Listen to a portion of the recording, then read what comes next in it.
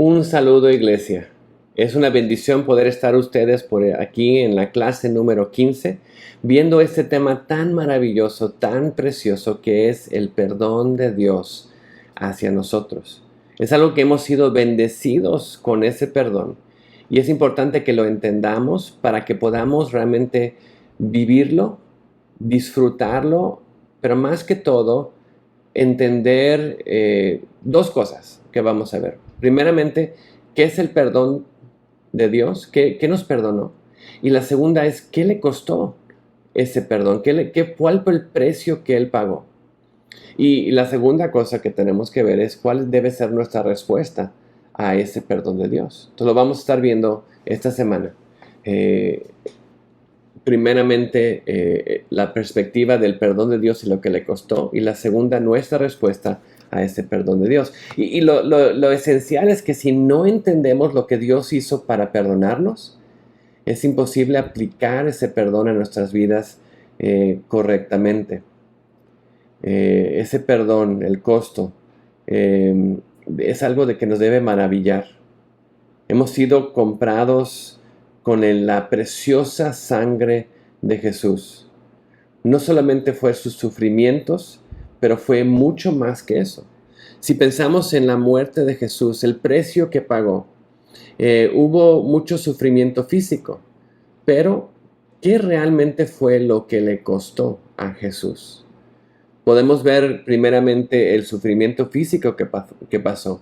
Fue traicionado, fue arrestado, fue golpeado por los soldados.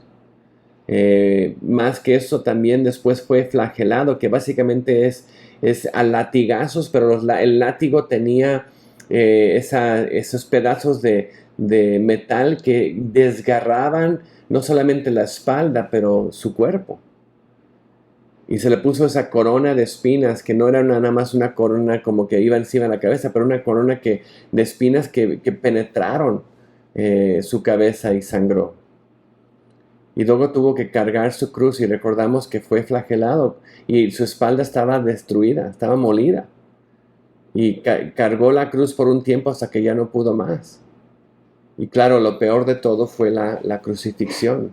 La tortura máxima del Imperio Romano, inventado por los persas, pero perfeccionado por los romanos, para hacer sufrir a la persona antes de que muriera. Una muerte que tardaba mucho tiempo, pero vemos que Jesús sufrió, pero eso no fue el sufrimiento máximo.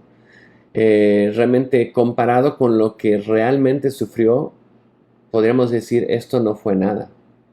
He visto la película La Pasión de Jesús y es algo que te deja básicamente asombrado de todo lo que pasó, como que tratando de ver esa parte física del sufrimiento de Jesús.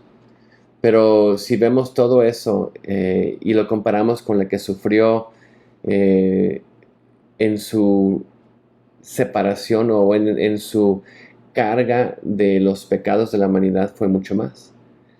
Porque algo peor vino sobre él. Vemos ahí que cargó el pecado de la humanidad.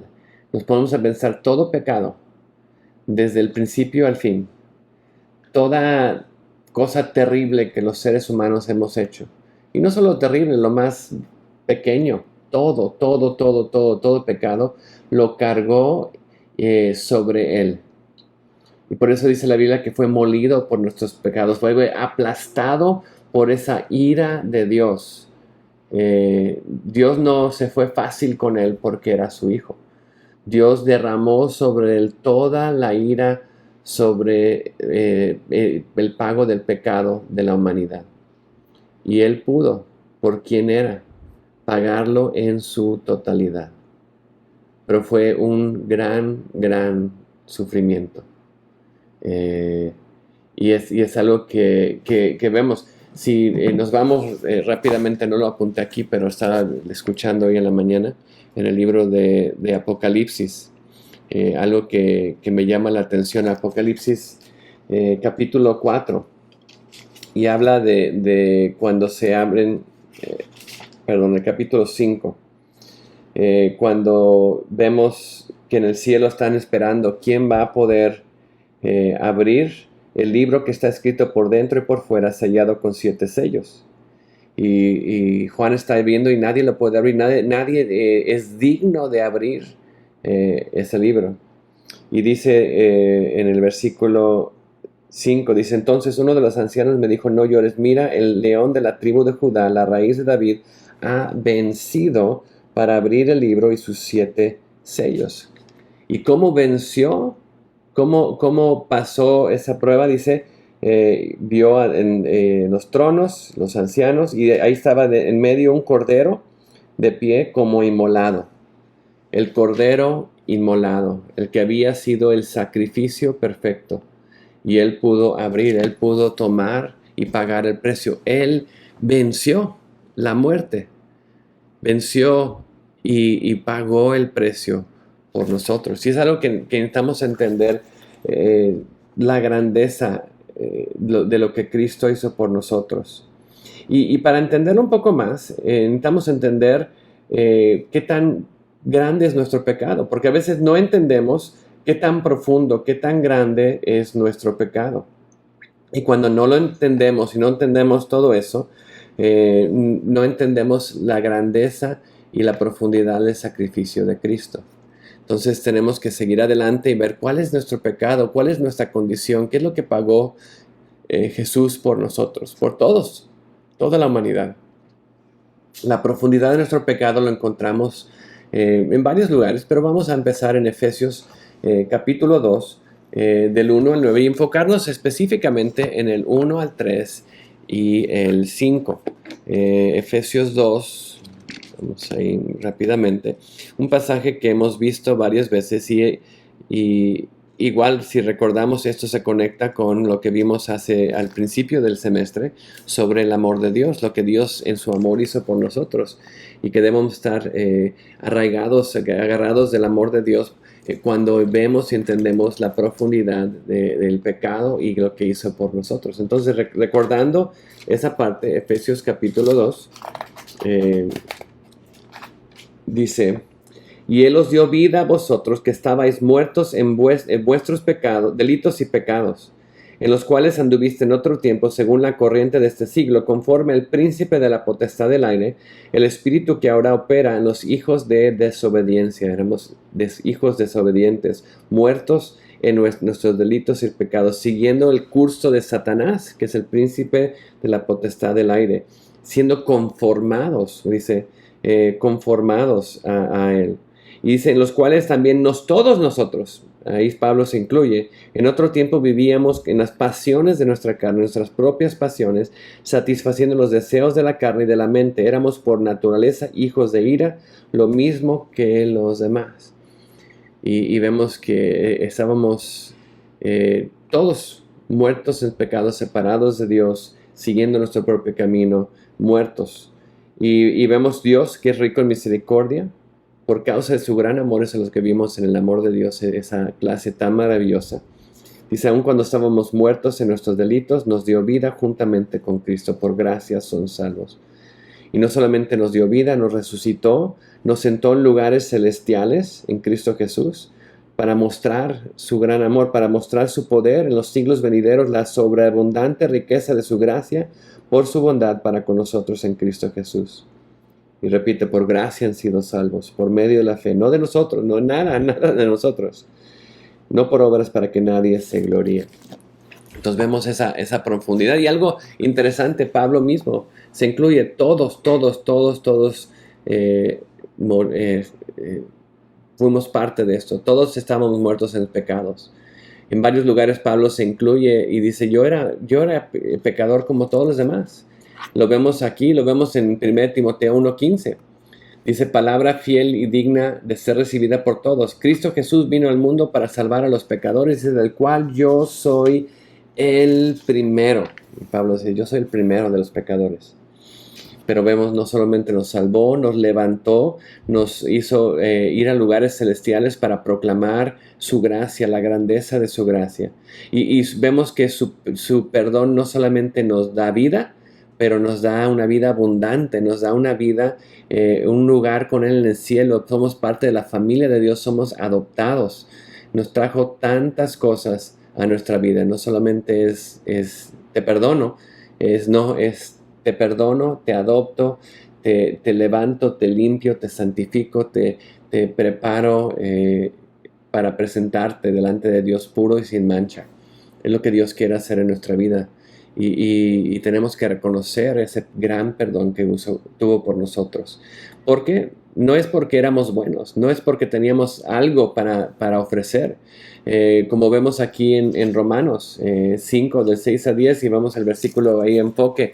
Cuando éramos pecadores, Cristo murió por nosotros, aun cuando éramos pecadores. Pero veamos todo el pasaje ahí de Romanos. Romanos capítulo 5, que nos dice, Pablo ahí lo explica tan bien. Dice, nosotros no éramos nada para que Dios muriera por nosotros. Romanos 5:6 dice esto, porque mientras aún éramos débiles, a su tiempo Cristo murió por los impíos en nuestra debilidad. Porque a duras penas habría alguien que muriera por un justo, aunque tal vez algunos se atrevieran a morir por el bueno. Alguien, si estuvieras justo, bueno, tal vez alguien, yo doy mi vida por ellos, porque son justos, porque son buenos, pero no. Porque dice, pero Dios demuestra su amor para con nosotros en que siendo aún pecadores, Cristo murió por nosotros. Cuando éramos pecadores, Cristo murió por nosotros. No éramos buenos, no éramos justos, éramos pecadores, pero Cristo nos amó y murió. Y dice, entonces mucho más, habiendo sido ahora justificados por su sangre, seremos salvos de la ira de Dios por medio de él. Somos justificados, nos ha hecho justos delante y nos ha quitado la ira. Vemos que Jesús tomó sobre sí mismo la ira de Dios, fue molido por nosotros, por su llaga somos curados. Y vemos ahí que hemos sido, dice el 10, porque si cuando éramos enemigos fuimos reconciliados con Dios por la muerte de su Hijo, mucho más, habiendo sido reconciliados, seremos salvos por su vida. Hemos sido reconciliados, pero no solamente eso, somos parte de la familia de Dios, nos ha dado vida en Él y tenemos vida con Cristo. Y ha cambiado ese curso de nuestra vida. No podemos ignorar esto.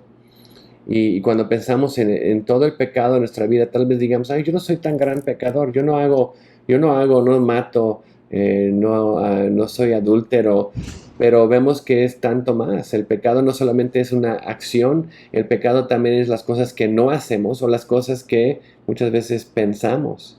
Tal vez nadie sepa, pero en nuestro corazón. Y Jesús lo hizo muy claro cuando hablaba del pecado.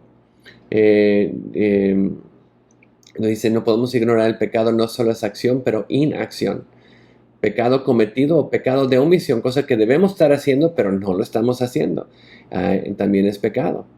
Jesús lo enseña en Mateo 5 del 21 al 30, donde da varios ejemplos, porque los mismos fariseos, los religiosos decían, no, yo no mato, yo no adultero, pero Jesús lo quiere enseñar la profundidad del pecado de cada persona, no solamente las cosas que hacemos, pero también las cosas que pasan en nuestro corazón, en nuestra mente.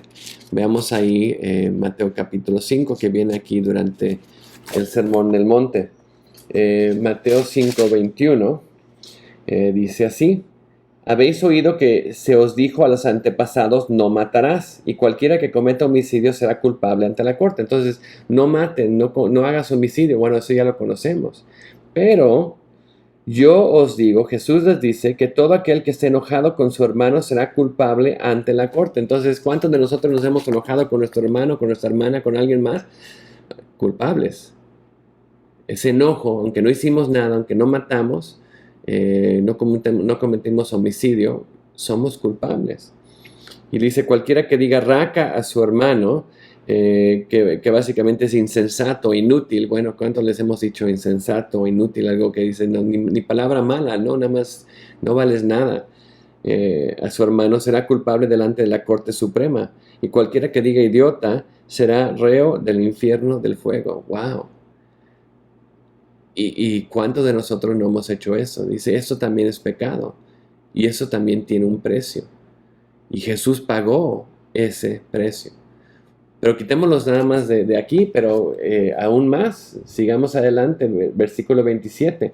Habéis oído que se dijo, no cometerás adulterio. Pero yo os digo que todo aquel que mira a una mujer para codiciarla ya cometió adulterio con ella en su corazón. Dice, ya estamos todos en problemas. Y no solamente lo que hacemos, pero empieza aquí en la mente, las cosas que vemos y los pensamientos que tenemos. Todo eso es pecado y todos nosotros somos pecadores. No podemos decir, no, yo no soy pecador, no, cada uno de nosotros somos pecados, como Pablo dijo, yo soy el número uno, ¿no? El principal de los pecadores. Y vemos que en ese pecado Jesús murió por nosotros. Con todo esto, Dios nos ha perdonado. Y es algo que tenemos que entender. Todos merecemos muerte. Si nos ponemos a repasar un poquito y pensamos, primeramente, bueno, vamos a Ezequiel 18:4 para ver un poquito del contexto. Pero en el libro de Ezequiel nos habla de pues, la paga de la muerte, ¿no?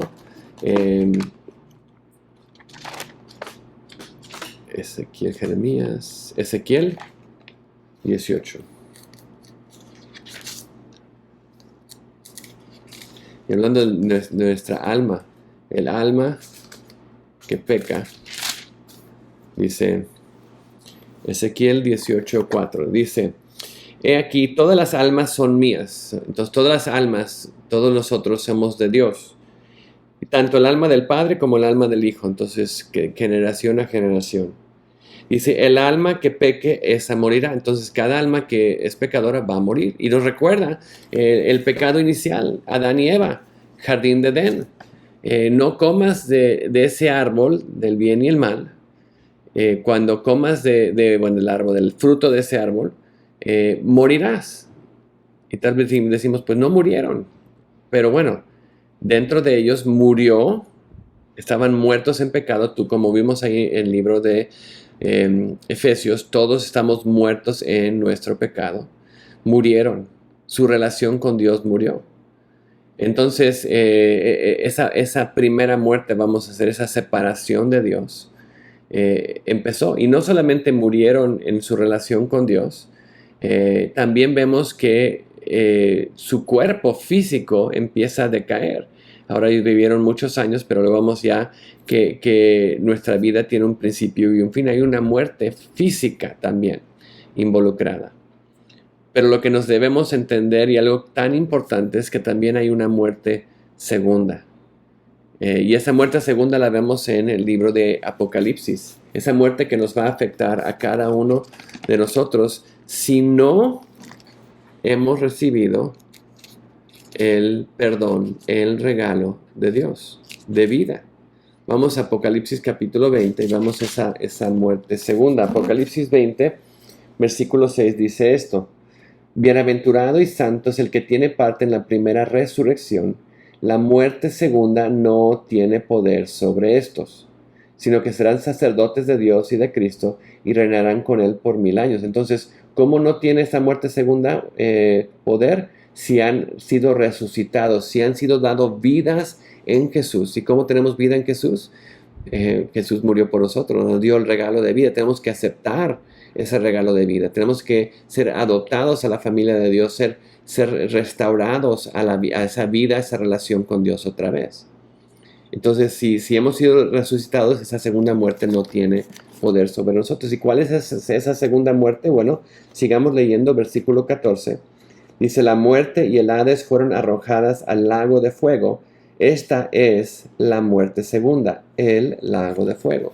Entonces, ¿cuál es la muerte segunda? El lago de fuego. Es el lugar donde habrá sufrimiento por la eternidad, por rechazar a Dios, y esa es la paga de nuestros pecados. Jesús pagó ese precio.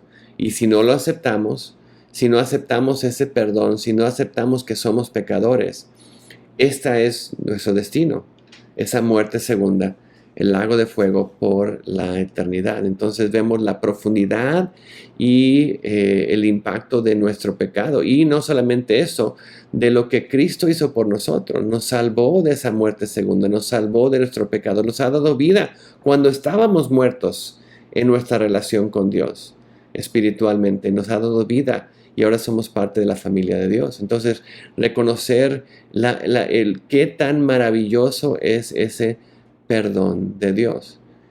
Bueno, qué tan maravilloso es. Ese perdón de Dios lo vemos reflejado, si vemos un poco más adelante, entendiendo y viendo ese perdón en el libro de Éxodo 34.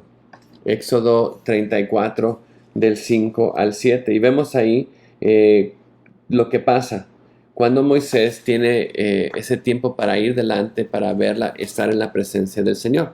Ahí tenemos el versículo, dice, para dar un poquito de contexto, Éxodo 34, van en sus Biblias, y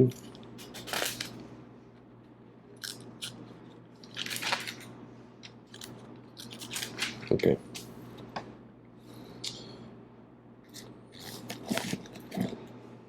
Dice, esto es cuando Moisés va a hacer otra vez las tablas de los 10 mandamientos. Dice, el Señor descendió en la nube y estuvo ahí con él, mientras éste invocaba el nombre del Señor. Entonces estaba invocando el nombre del Señor, proclamando su nombre. ¿Quién es el Señor? El Señor entonces pasó el Señor por delante de él y proclamó.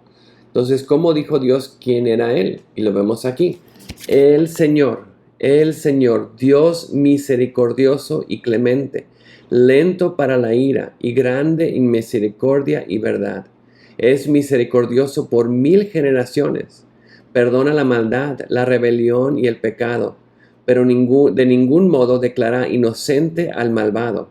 Castiga la maldad de los padres en los hijos y en los hijos de los hijos, hasta la tercera y la cuarta generación. Este es Dios, Dios que es misericordioso y clemente, y que perdona la maldad, la rebelión y el pecado. No es que el malvado sea inocente, no, alguien tiene que pagar el precio, alguien tiene que pagar ese precio, pero lo que hace es que Él manda a su Hijo en su misericordia, en su gracia. Él manda a su Hijo a pagar ese precio. No va a declarar al inocente al malvado. El malvado va a recibir la maldad y va a haber esa consecuencia hasta, dice, la tercera y hasta la cuarta generación. El Señor es sufrido. Vemos otra versión nos dice, es grande misericordia. Enseña su misericordia a los demás. Y lo que tenemos que entender es esto, lo que Dios está haciendo. Vemos más adelante cuando Moisés escucha esto, versículo 8 y 9, ¿cómo reacciona Moisés? Pues Moisés en el 8 dice, se apresuró a inclinarse a la tierra y adoró a Dios. Cuando entendió quién era Dios y la misericordia de Dios, lo adoró. Adoró a Dios y dijo, en el 9 dice, sí, ahora, Señor, he hallado gracia ante tus ojos. Vaya el Señor, por favor, en medio de nosotros, aunque el pueblo sea de dura cerviz, y perdona nuestra iniquidad y nuestro pecado, y tómanos por posesión suya. Nos ha tomado como su posesión, aunque este es un pueblo de dura cerviz, un pueblo terco, dice Moisés. Pero entiendo quién es Dios cuando Dios proclama su nombre. Tenemos que entender cómo nos perdona Dios. Y también un poco para entender el pecado, pues qué tipos de pecados hay. Hay tipos y niveles de alguna manera de pecado. Y vemos aquí en este versículo que habla de la maldad, la rebelión y el pecado. Y vamos a ver cada uno de esos. Dice, perdona la maldad, perdona la rebelión y perdona el pecado. Y tenemos que ver cómo cada una de estas nos enseña un poquito más sobre nuestro pecado y cómo es. Y cómo actuamos nosotros. 3 tipos de pecados, 3 niveles de pecados. Vamos a ver, todos son malos, pero hay unos peores que otros. ¿Y cómo empezamos? Pues empezamos con el pecado. El pecado, vamos a ver, común y corriente, un sentido general. Podemos hablar de este pecado, algo es que cosas nada más pasan. No es algo que sea planeado, no es algo que sea premeditado, es algo involuntario, pecamos, la regamos y pasa, ¿no? Eso es lo más básico. Somos pecadores y lo hacemos sin pensar, sin hacerlo, bueno, como vamos a ver más adelante, algo que es una transgresión o una rebelión. El segundo tipo, vamos subiendo un poquito más de profundidad. Esto es romper la ley con conocimiento. Por ejemplo, vamos a casa y llegamos a un lugar que dice no entrar, ¿no? Prohibido la entrada, propiedad privada. Pero tú y yo sabemos que el punto más grande, más corto entre punto A y el punto B es una línea recta. Y para ir a mi casa es ese camino, tengo que ir por allá. Y no quiero dar la vuelta, ir a esta cuadra, a esa cuadra y dar la vuelta, eso va a tomar más tiempo. Entonces, si yo quiero llegar a mi casa más rápido, pues veo que hay algo, dice, aunque diga propiedad privada, puedo decir, bueno, voy a cruzar, rompo una ley. Lo hago con conocimiento, reconociendo, pero es rebelión, es una transgresión. Yo quiero llegar a mi casa más rápido. Y esa es por aquí, y no me importa que le pertenezca a alguien más y diga que no entre, que propiedad privada, voy a romper esa ley y lo voy a hacer con conocimiento. Eso es transgresión o rebelión. Entonces vemos que es un poco más, es romper la ley con el conocimiento. Pero viene algo aún más grande, que es iniquidad, maldad. Y este vamos a ponerse el peor. Porque no solamente lo hacemos con conocimiento, lo planeamos, lo buscamos manera de hacerlo para que no nos atrapen, para que nadie sepa. Es un plan con maña, es esa maldad que el complot que hacemos para llegar a nuestra voluntad y no nos importa qué pase con los demás, pero que no me atrapen a mí, que pueda llegar y hacer lo que yo quiero. Esa es la iniquidad, esa es la maldad. Y eso es lo que vemos muchas veces en las cortes hoy en día, cuando alguien es llevado a un juzgado, por ejemplo, vamos a ver, alguien que es acusado de asesinato o de muerte, ¿no? Puede haber diferentes tipos. Por ejemplo, estoy manejando y estoy manejando en la calle y de repente se cruza una persona enfrente de mí, no la vi y la atropello y se muere. Entonces ese es un tipo de muerte, no de matar a alguien, pero es algo involuntario, es un nivel. No lo hice a propósito, fue un accidente y es un nivel, vamos a poner, aunque alguien murió, es un nivel bajo. Pero di que, bueno, que estoy tomando drogas, no sé, estoy manejando, estoy tomado y estoy manejando y yo sé que eso es contra la ley y sé que puede causar que atropelle a alguien, pero no me importa y me meto a manejar borracho al auto y atropello a alguien. Ahora esto es más voluntario porque yo decidí manejar sabiendo que era contra la ley, que no estaba apto para manejar, entonces, pero quería llegar a mi casa por mi cuenta, entonces esto ya sube un nivel más. Esta es algo voluntario, es algo que sabía que era contra la ley y lo hice de todos modos. Pero, claro, tenemos la última, algo premeditado, algo que alguien no me cae bien y quiero deshacerme de ellos, entonces planeo para que pueda matar a esa persona y asesinarla y busco manera de esconderlo para que pueda hacerlo sin que nadie me atrape. Y eso es el nivel más grande, lo peor, porque lo hice con maldad, es algo premeditado. Y vemos, cuando entendemos el pecado, todo esto, cada uno de ellos es pecado. Ahora vemos que va de poco, aunque poco todavía causa muerte, hasta mucho, pero todo esto es pecado y Dios nos ha perdonado de todo esto. Y es algo que necesitamos entender. Ese perdón, ese gran perdón de Dios, de no solamente nuestros pecados, pero nuestras transgresiones, nuestras rebeliones, nuestra iniquidad, nuestra maldad. Todo esto Dios nos ha perdonado. Vamos rápidamente, Salmo 32. Salmo 32. Y vamos a ver del 1 al 5. Precioso Salmo. Dice, cuán bienaventurado es aquel cuya transgresión es perdonada, cuyo pecado es cubierto, lo que Jesús hizo por nosotros. Cuán bienaventurado es el hombre a quien el Señor no culpa de iniquidad. Vemos ahí lo peor, ¿no? Y cuyo espíritu en el cuyo espíritu no hay engaño. Dice, mientras callé mi pecado, mi cuerpo se consumió con gemir durante todo el día, porque día y noche tu mano pesaba sobre mí, mi vitalidad se desvanecía con el calor del verano. Te manifesté mi pecado y no encubrí mi iniquidad. Dije, confesaré mis transgresiones al Señor, y tú me perdonaste la culpa de mi pecado. Y si vemos aquí el contexto de eso, es un salmo de David. Y podemos ver un poco de qué está hablando David. Y podemos ver, y muchas veces le llama su pecado con Betsabé. Esa es parte. Pero si vemos toda la historia de lo que pasó con David, primeramente es no haber estado donde debía estar en la guerra. Se quedó, vio a esta mujer bañándose, la llamó a su casa, tuvo relaciones con ella en adulterio. La mandó a su casa y luego dijo, ¿cómo voy a arreglar esto? Un complot, y ahí la iniquidad, la maldad. Llamó a su esposo, a Urías.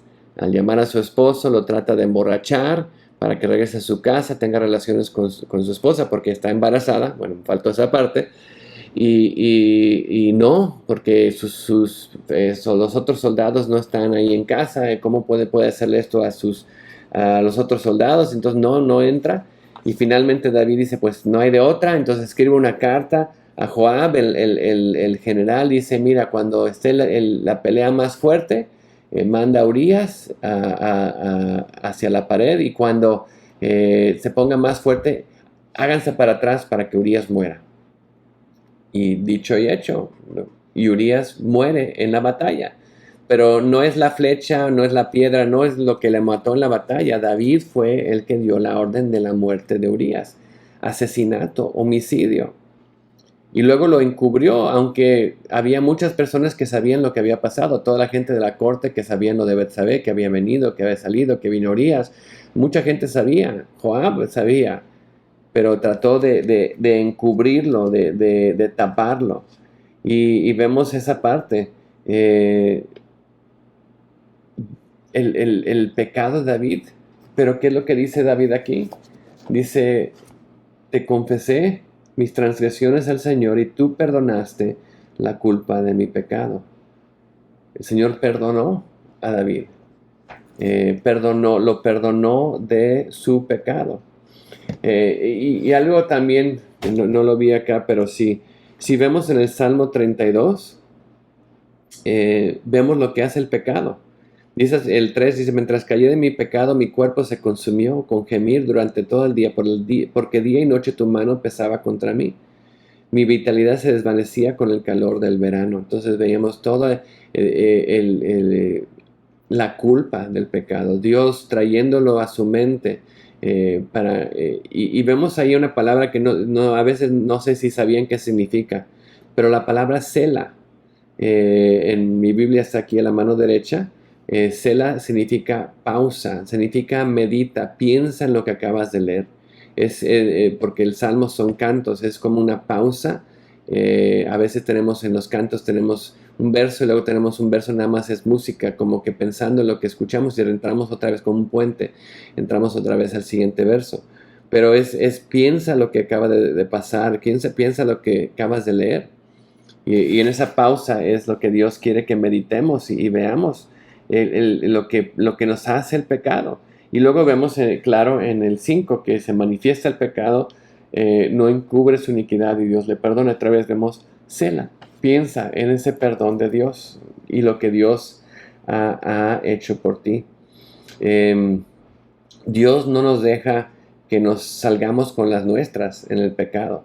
Vemos ahí, pone su mano fuerte sobre David. En Ezequiel leímos que el que comete iniquidad va a pagar ese pecado. En el libro de Éxodo, hablando de Moisés, dice, Dios perdona misericordioso, pero hombre que ha cometido iniquidad va a pagar por el pecado. Alguien tiene que pagar. Entonces Dios no nos va a dejar que nos salgamos con la nuestra, porque vemos que esa relación con Dios tiene que ser restaurada. David tenía un corazón para Dios, y eso es lo que nos debería asombrar. David era un hombre que decía tener un corazón para Dios, un corazón conectado con Dios. Y vemos que muchas veces en David pierde esa conexión. Y Dios trae profetas, trae situaciones a su vida para que reconozca y venga y restaure y busque el perdón de Dios. Dios nos ha perdonado tantas cosas y necesitamos entender que Dios busca restaurar esa relación con nosotros. Y vemos ahí sus huesos se sentían que estaban deshaciéndose, sentía el peso de su pecado. Y algo que nos debe llamar la atención es esta. Si el pecado a ti y a mí no nos pesa, como vemos aquí, que su cuerpo es consumido, gemía día y noche, su mano estaba sobre nosotros fuerte. Si ese pecado ya no nos pesa, hay un problema. Puede ser primeramente porque, como vimos la semana pasada, nuestro corazón se ha endurecido porque hay un pecado no confesado. Intentamos confesarlo. Pero puede haber un problema aún más. Si no vemos a Dios tratando de restaurar esa relación con Él, tratando de restaurar ese compañerismo con Él, tal vez es porque no tenemos compañerismo con Dios. No tenemos esa relación con Él. Tal vez no somos creyentes. Y es algo que necesitamos preguntarnos. ¿Realmente he aceptado ese perdón de Dios? Reconozco lo que Jesús hizo por mí en la cruz. Reconozco que soy pecador y que lo necesito de Él. Y he dejado que ese perdón toque y transforme mi vida. Si cuando pecamos o hacemos algo en contra de Dios y esa relación está quebrantada, si no nos pesa, hay algo mal. Hay algo que necesitamos buscar y ver por qué. Y tal vez es romper esa dureza de corazón, venir ante Él y como hizo David, vine delante de Él, confesé mi pecado, le manifesté mi pecado. Dice, no encubrí mi iniquidad. Y dice, tú me perdonaste la culpa de mi pecado. Y tal vez es lo que nos está llamando a hacer Dios. Cuidar esa dureza, cuidar esas áreas que no hemos pedido perdón, porque Él nos ha ofrecido, ha pagado el precio por ese perdón. Sigamos leyendo un poquito más adelante, Salmo 86. Salmo 86.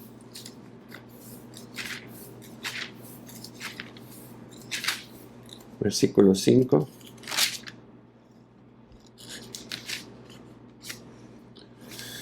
Salmo 86, 5 dice, pues tú, Señor, eres bueno y perdonador, abundante en misericordia para con todos los que te invocan. Eres bueno y perdonador, pero es invocarlo, es clamar a Él como lo hizo David, es buscar ese perdón de Dios. Dios está listo para perdonar y olvidar. Y es algo que vemos que Dios dice que toma nuestro pecado y lo pone en el mar más profundo, listo para ponerlo a un lado. Recordemos cuando hablamos del arrepentimiento, ¿qué es el arrepentimiento? Un cambio de mente, un cambio de dirección, un cambio de corazón. El verdadero arrepentimiento es lo que Dios está buscando en nuestra vida. Y tenemos que reconocer cómo nos perdona Dios. Vamos un poco más adelante. Isaías 43. Vean el versículo 25. Dice, yo soy el que borró tus transgresiones por amor a mí mismo, y no recordaré tus pecados. Entonces, Él nos perdona, lo primero que vemos, y la segunda dice, que los borra, no los recuerda. Y no es que, ¿cómo que Dios es olvidadizo? No es que Dios es omnisciente, conoce todo. Pero Dios ya no le da esa importancia. ¿Por qué? Porque ha sido pagado. Ha sido pagado por Jesús. Se olvida que ya no lo toma nuestra cuenta, porque esa cuenta ha sido pagado. No de repente estamos y nos perdona algo y luego la semana que viene hacemos otra cosa y dice, mira, ya van dos. No. El otro que ya nos perdonó lo ha puesto porque ha sido pagado, ya no está en nuestra cuenta, es cuenta nueva. Y nos ponemos a pensar, ¿cómo puede ser Dios así? Y es algo que nos debería asombrar, pero es algo que vemos que hace Dios. Dios los borra. ¿Y cómo los borra? Con la sangre de Cristo. La sangre de Cristo nos limpia blancos como la nieve, dice Isaías, y los olvida. Él es consistente y otra vez recordamos otra que vimos en el temor de Dios. Lo que Dios dice que va a hacer, lo hace. Dios no cambia. No cambia de opinión. Ahora sí me voy a acordar de los pecados de todos, porque ya me cansé de perdonar. Ahora sí me voy a acordar para ver. No. Dios dice que los borra con la sangre de Cristo y los olvida. Y es lo que dijo que iba a hacer. Él no lo toma a nuestra cuenta. Y todo esto que estamos aprendiendo de su perdón, Él quiere que Él no solamente lo entendamos por lo que nos pasó a nosotros, pero que lo pongamos en práctica. Sigamos viendo un poquito más adelante, Isaías 55. Isaías 55, un poco más adelante. Versículo 7. Dice, abandone el impío su camino, y el hombre inicuo sus pensamientos, y vuélvase al Señor, que tendrá de él compasión, al Dios nuestro, que será amplio en perdonar. Volvamos a Dios, es un llamado, Dios llama, vengan, regresen, vengan a Dios, es compasivo, nos perdona. Es un llamado de Dios para nuestras vidas. Un poco más adelante, Jeremías 31. Vemos en Jeremías 31, versículo 34. Dice así: y no tendrán que enseñar más cada uno a su prójimo, y cada cual a su hermano, diciendo, conoce al Señor, porque todos me conocerán, desde el más pequeño de ellos hasta el más grande, declara el Señor, pues perdonaré su maldad y no recordaré más sus pecados. Dios no solamente nos perdona y nos recuerda, empieza a cambiar nuestros corazones, nos empieza a dar corazones nuevos, vida nueva, para que dejemos de pecar, para que cambiemos, para que seamos transformados. El perdón tiene varias partes. Nos perdona de la iniquidad, nos perdona de la transgresión, nos perdona del pecado y lo borra con la sangre de Cristo, lo limpia, lo deja blanco como la nieve con la sangre de Cristo. Se olvida, ya no lo toma en nuestra cuenta.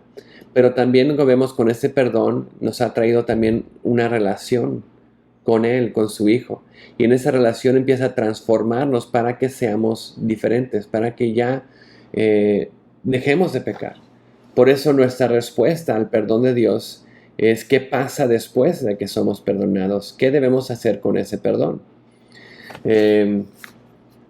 Dios nos da misericordia y Dios nos da gracia. Y tenemos que entender qué es la misericordia y qué es la gracia. La misericordia es no recibir lo que merecemos. Dios no nos hace recibir lo que merecemos. La gracia es recibir lo que no merecemos, el perdón. El perdón de Dios debe afectar todas partes de nuestra vida. Tenemos que ponerlo en práctica. Tenemos que vivirlo. Tenemos que dejar que ese perdón nos transforme, no solamente a nosotros, pero en nuestras relaciones con otros. Y tal vez digamos, bueno, entonces si me perdona todo, pues puedo seguir pecando. Bueno, Romanos nos contesta eso. Vamos a Romanos 5. Es importante recalcar esta parte porque podemos llegar a pensar esto si estamos viendo el perdón de Dios y pensamos que nada más podemos pecar más, es porque no entendemos el perdón de Dios. El perdón de Dios no solamente nos salva, pero nos transforma, nos empieza a transformar a su imagen. Romanos 5, 20 dice esto. Sí. Y la ley se introdujo para que abundara la transgresión, pero donde el pecado abunda, sobreabunda la gracia. ¿Qué es la gracia? Recibir lo que no merecemos. Y dice, para que así como el pecado reinó en la muerte, así también la gracia reine por medio de la justicia para vida eterna, mediante Jesucristo nuestro Señor. Entonces la gracia empieza a reinar y transformar y cambiarnos. El perdón viene, nos salva de la muerte, pero luego su gracia abunda. Entonces dice, ¿qué diremos entonces? Versículo 6, capítulo 6. ¿Continuaremos en pecado para que la gracia abunde? De ningún modo. Nosotros que hemos muerto al pecado, ¿cómo viviremos aún en él? Y lo que la gracia hace en nuestra vida nos llama a dejar de vivir en nuestro pecado, a vivir de una manera diferente, a ser transformados a otra vez, a tener esa relación con Cristo.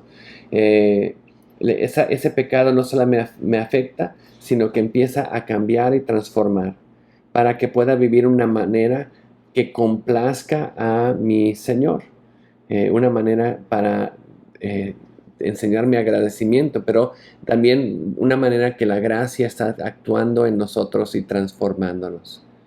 Y eso empieza a tener resultados. Entonces, si vemos en nuestra relación vertical con Dios, cuando venimos a Él y a través del perdón de Jesús tenemos otra vez relación con Dios, viene su perdón sobre nuestra vida y empieza a llenarnos de su gracia, transformar la manera que vivimos en la luz hacia Él.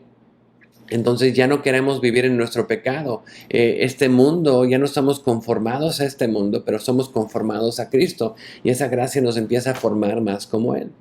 Ahora, cuando eso pasa en nuestra vida, también empieza a cambiar la manera que nos relacionamos en nuestra relación horizontal con la gente que nos rodea. Vamos a Efesios 4, 32. Y porque aquí vemos qué pasa cuando el perdón de Dios actúa en nosotros. ¿Qué es lo que pasa en nuestra vida, en nuestra relación con las personas que nos rodean, las personas que están en nuestra vida? Efesios 4:32 dice así: sed más bien amables unos con otros, misericordiosos, perdonándonos unos a otros, así como también Dios os perdonó en Cristo. Entonces ese perdón no solamente viene a nuestra vida, ahora ese perdón sale de nuestra vida a la gente que nos rodea, ese círculo de influencia. ¿Y cómo debemos perdonar? Como Cristo nos perdonó. ¿Cómo nos perdonó? Todo. Pagó todo el precio. No fue a la mitad, no fue una parte, no fue en abonos, nos pagó todo.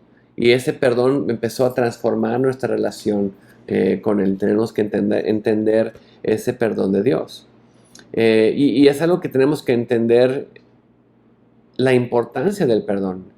El perdón de Dios es algo maravilloso, es algo poderoso, es algo que impacta nuestra vida, la vida de todo el mundo.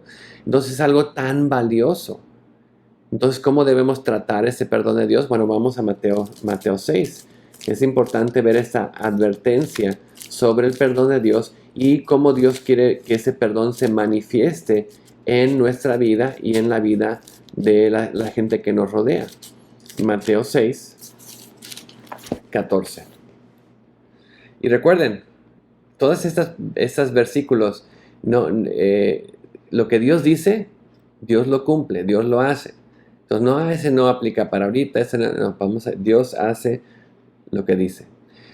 Mateo 6, 14 dice: porque si perdonáis a los hombres sus transgresiones, también vuestro Padre Celestial os perdonará a vosotros.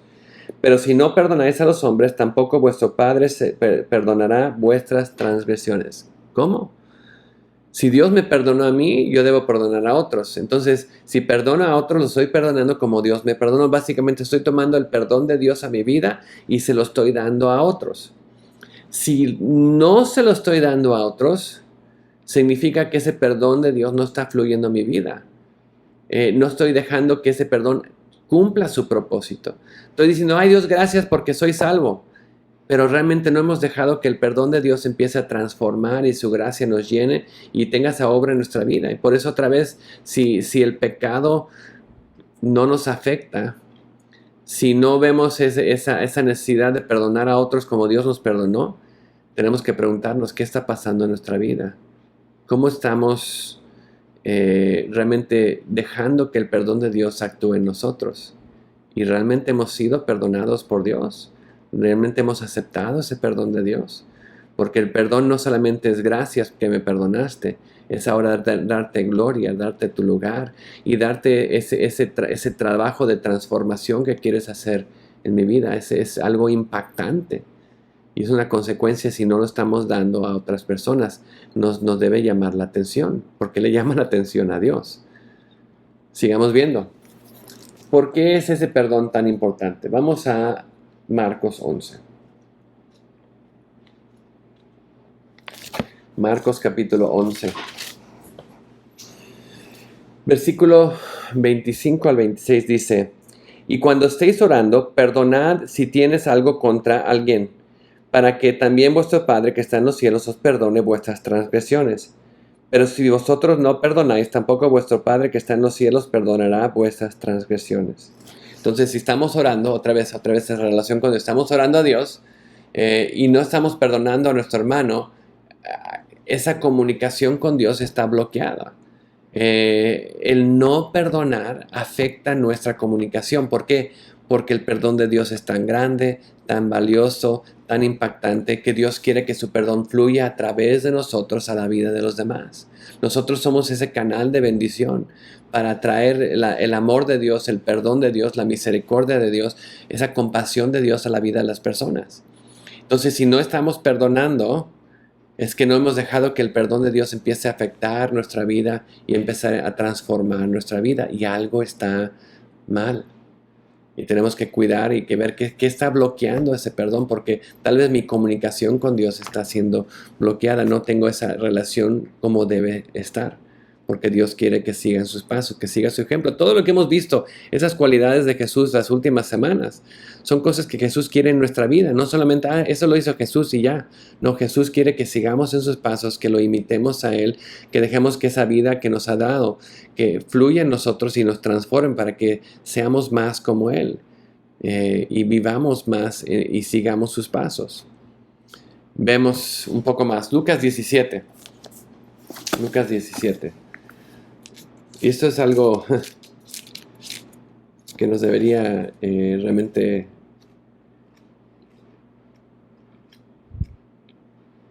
causar pensar en cómo actuamos.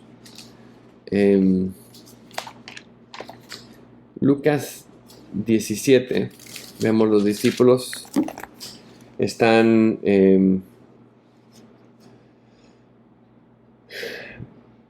no siendo buenos ejemplos. Jesús les dice en el 1, dice, es inevitable que vengan tropiezos, pero hay de aquel por quien vienen. Mejor le sería si se colgara una piedra de molino en el cuello y fuera arrojado al mar, que hacer tropezar a uno de estos pequeños. Tened cuidado, si tu hermano peca, repréndelo, y si se arrepiente, perdónalo. No hagas a alguien tropezar. Y si peca contra ti 7 veces al día, vuelve a él 7 veces diciendo, me arrepiento, perdónalo. Entonces, si peca 7 veces, misma cosa al día, y te pide que lo perdones, ¿cómo reaccionas? Perdónalo. ¿Cómo? ¿Cómo lo voy a perdonar? Ya, la primera tal vez, la segunda no, y la tercera, ¿qué soy tonto? No, estás siguiendo los pasos de Cristo. Ahora, vemos el contexto de esta parte. ¿Cuántas veces perdonar? Los discípulos le preguntan, ¿cuántas veces debo perdonar a mi hermano? ¿7? Y Jesús le dijo, 70 veces 7. 490. Bueno, voy a empezar una. Pero no era la idea. Es sin parar. Jesús dijo, esa es la manera. Pero vean esto, tan importante. Sigamos leyendo en el 5. Dice, y los apóstoles dijeron al Señor, aumentanos la fe. ¿Por qué? Porque no sabemos perdonar. Entonces el Señor dijo, si tuvieras fe como el grano de mostaza, dirías a este sicomoro, desarráigate y plántate en el mar, y os obedecería. ¿Quién de vosotros tiene un siervo arado y pastoreando ovejas, y cuando regresa del campo le dice, ven enseguida y siéntate a comer? ¿No le diría más bien, prepárame algo para cenar y vístete adecuadamente y sírveme hasta que haya comido y bebido, y después comerás y beberás tú? ¿Acaso le da las gracias al siervo porque hizo lo que se le ordenó? Así también vosotros, cuando hayáis hecho todo lo que os ha sido ordenado, decir, siervo inútiles somos, hemos hecho solo lo que debíamos haber hecho. Y aquí está la cosa. El perdón, ay, es que soy muy bueno porque perdono a las personas. No. El perdón es lo que debemos hacer. Es el resultado de lo que Jesús hizo por nosotros. No es algo, wow, mira qué buena persona es porque perdona. No, es lo que es nuestro deber. No debemos pensar, ay, porque le estoy haciendo cosas a Dios porque pues, mira qué tanto perdono. No, perdonamos porque es solo lo que debíamos haber hecho. Es cumplir nuestro deber. Y los discípulos entendían, no es que si perdono más de 7 veces es que eso ahí es algo bueno, no algo, mira lo que estoy haciendo. No, el perdonar es solamente seguir en los pasos de Jesús. Es lo que estamos hablando, es dejar que la vida que Jesús nos ha dado, el perdón y la gracia que nos trabaje en nosotros para que nosotros podamos dar, no algo que es nuestro. No estamos perdonando de nosotros. Estamos perdonando y tomando del perdón que Jesús nos ha dado a nosotros y se lo estamos dando a los demás. Estamos siendo ese canal de bendición. El perdón que viene de nosotros es el perdón que Jesús nos ha dado. Y es algo que tenemos que ver y lo vamos a ver un poco más adelante. Algo que debemos tomar en cuenta. Porque hay un peligro. Hay un peligro de no perdonar. Y tal vez cuando estábamos viendo todos esos pasajes te recordaste de esa parábola de Jesús, pero aquí vamos a llegar a ella, Mateo 18. Y ese es el peligro de no perdonar, que tal vez a veces no nos hemos dado cuenta. Mateo 18, versículo 21. Otra vez la historia. Se le acercó Pedro y le dijo, ¿cuántas veces pecará mi hermano contra mí y que yo haya de perdonarlo? ¿Hasta 7 veces? Jesús le dijo, no te dijo hasta 7 veces, sino hasta 70 veces 7, 490, ¿no? Pero luego da una parábola, y esta es la parábola.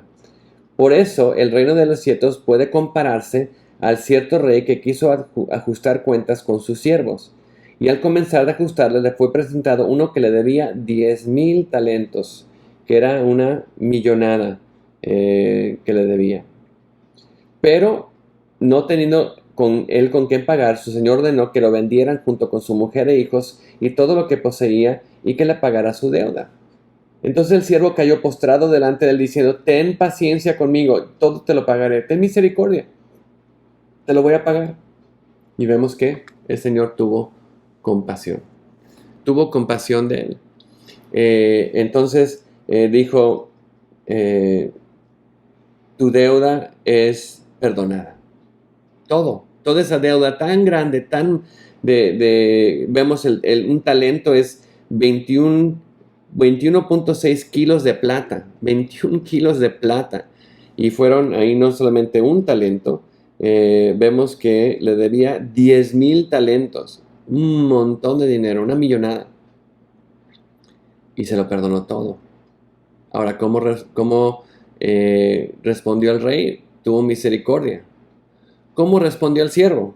Bueno, el siervo salió de ahí y vemos que al salir encontró a uno de sus consiervos que le debía 100 denarios. 100 denarios son 4 gramos de plata. Es una deuda, pero una deuda pequeña, es algo pequeño.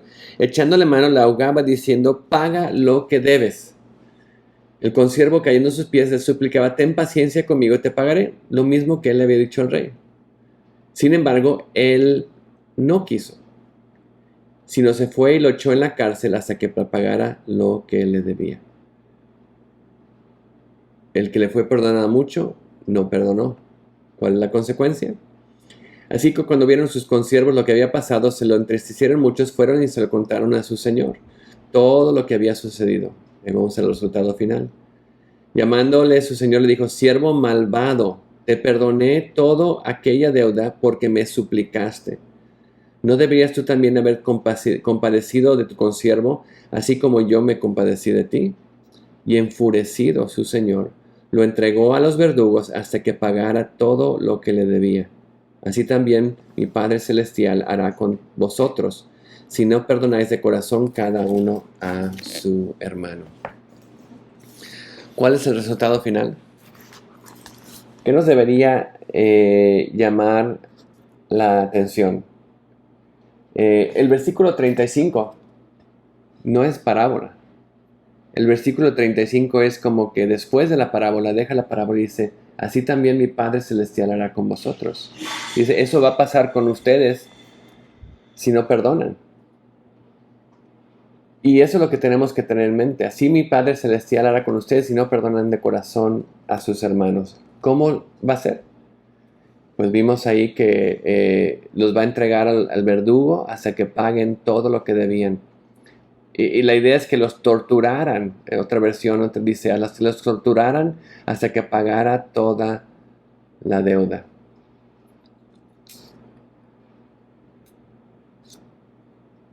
¿Qué hemos aprendido? Lo que Dios dice que va a hacer, lo hace. Entonces, ¿qué pasa si no perdonamos? Nos va a entregar a los verdugos. Vamos a ir al calabozo.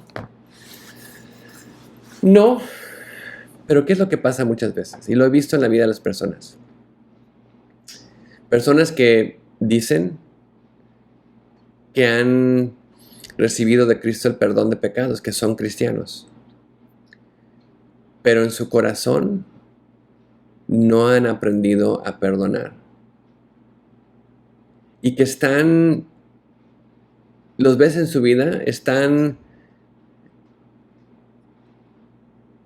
torturados por esa carga, por ese enojo, por esa amargura que tienen contra la persona que no han perdonado. Y realmente están siendo torturados por eso. Yo recuerdo a mi hija cuando era chica, se enojaba. Era mucho de justicia y que le hicieron esto y le hicieron otro y se paraba y estaba tan enojada con las otras personas. Y le decía, mira, tú ahorita estás tan enojada con esa persona y lo que yo te puedo decir es que esa persona está en su casa, está dormida, está durmiendo sin ningún problema, sin ninguna carga. Pero la que está sufriendo ahorita eres tú. Dáselo a Dios. Pónselo a sus pies. Porque si no, el sufrimiento, la tortura, la vas a tener tú. ¿Por qué? Porque no has aprendido la lección que Dios quiere que aprendas. Tú fuiste perdonado una gran deuda. Y por esa gran deuda con la cual fuiste perdonado, Dios quiere traer su perdón a tu vida. Y que ese perdón entre y transforme tu vida de tal manera que tú seas un canal de bendición y de misericordia de Dios para otras personas. Y eso significa perdonar como Cristo perdonó. Y si no lo estamos haciendo, Dios dice, hasta que no lo hagas, hasta que no puedas ver lo que yo te he perdonado, y es el problema porque queremos ver qué nos perdonó Dios y el precio que pagó, hasta que no lo puedes poner en práctica y tú también perdonar a otros cuando veas ese gran perdón, ese enojo, esa ira, esa amargura va a ser una tortura en tu vida hasta que tú entiendas. ¿Qué es lo que Jesús hizo con nuestro pecado? Ven el Salmo 103. Dice, se olvida de nuestro pecado. Bueno, aquí lo dice, Salmo 103 lo pone de una manera para que lo entendamos.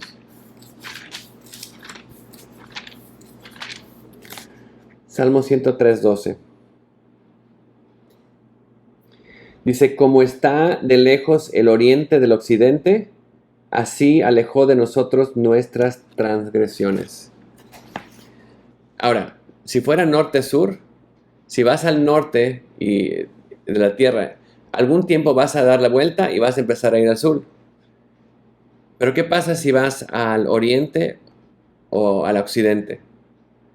Siempre, si sigues en esta dirección, siempre vas a estar yendo al oriente. Nunca vas a ir al occidente. Si vas al occidente y vas en esa dirección, nunca vas a llegar al oriente, porque siempre vas a estar yendo en esa dirección. Tan lejos.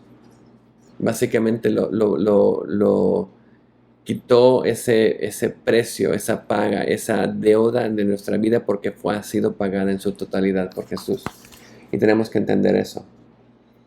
Otros versículos que nos hablan de lo que Dios hizo. Es importante que entendamos lo que Dios hizo por nosotros. Vamos primeramente a Colosenses.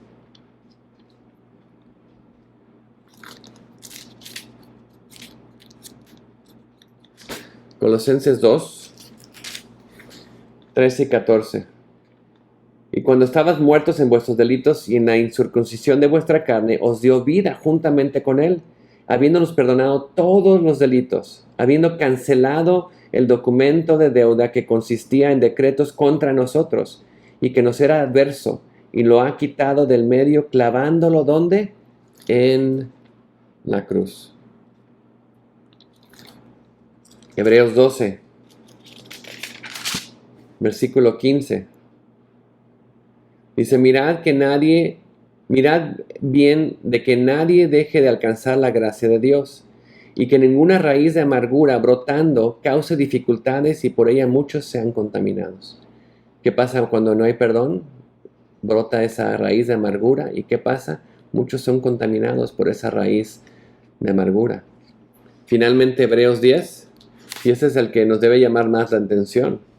Hebreos 10, 29, dice, ¿cuánto mayor castigo pensáis que merece el que ha hollado bajo sus pies al Hijo de Dios y ha tenido por inmunda la sangre del pacto por la cual fue santificado y ha ultrajado al Espíritu de gracia? ¿Cómo? Dice, ¿qué merece la persona que ha pisoteado, es la idea, que ha pisoteado bajo sus pies al Hijo de Dios? Que ha tomado la sangre de Cristo que fue derramada por nosotros en Jesús y la ha hecho como inmunda, como no, sin valor. Que ha tomado esa gracia y la ha menospreciado. Sí, claro, eso es terrible. Pero ¿qué pasa cuando no perdonamos? No reconocemos el perdón de Dios, el sacrificio de Dios en la cruz, su sangre que nos borró todos los pecados y la gracia que nos ha sido dada. Es lo mismo. ¿Qué consecuencia que merecemos? Termino con esta historia. Corrie ten Boom, no recuerdo en español, como en inglés es Hiding Place, pero básicamente Segunda Guerra Mundial, Holanda, su familia empieza a esconder judíos porque entran los nazis y quieren llevar a los judíos a los campos de concentración. Ella y su hermana esconden judíos y los sacan para que puedan ser libres, pero alguien los delata. Toman a toda su familia, los arrestan y los mandan al campo de concentración de Ravensbrück. En el campo de concentración, su familia, sus padres mueren. Su hermana finalmente muere porque las condiciones eran terribles. Los guardias abusaban de ellas. Las trataban de una manera terrible. Pero Corrie sobrevive. Y al final de la guerra, ella va enseñando el amor de Dios, lo que Dios ha hecho. Se vuelve una conferencista. Y en una de sus conferencias, hablando del amor de Dios, del perdón de Dios, al final del mensaje viene un hombre llorando, quebrantado. Dice,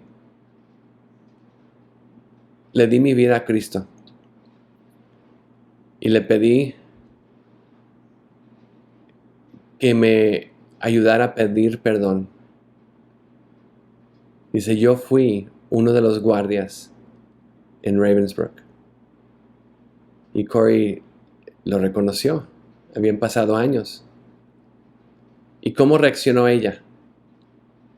Dice, en ese momento sentí el amor de Dios fluyendo a mi vida y entrando y rebosando en mí. Y todo lo que pude hacer es decirte perdono. No vino de ella. En su carne, sal de ahí, mi hermana murió, mis padres murieron, mira lo que hiciste. Pero al ser ese canal de bendición y dejar que el perdón de Dios haga su obra en nosotros para recibir de Él, dice, el amor de Dios me llenó, sobreabundante. Y pude darle el amor a esa persona. ¿Qué está impidiendo que ese amor de Dios fluya en nuestra vida? ¿Qué falta de perdón tenemos contra una persona que nos ha hecho, puede ser un sinnúmero de cosas? 7 veces, 14, 490 veces. Pero Dios murió por esa persona y murió por ti. Y quiere que el perdón que te ha dado a ti fluya a través de tu vida y toque la vida de ellos. Y nos ha llamado a perdonar. No menospreciemos, no pisoteemos el amor de Dios, el sacrificio de Dios, la sangre de Cristo que borró nuestros pecados, que los ha puesto del oriente al occidente y nos ha olvidado. Dejemos que ese amor de Dios, ese perdón de Dios fluya a través de nosotros. Que Dios los bendiga, los guarde y que reconozcamos la grandeza de ese perdón.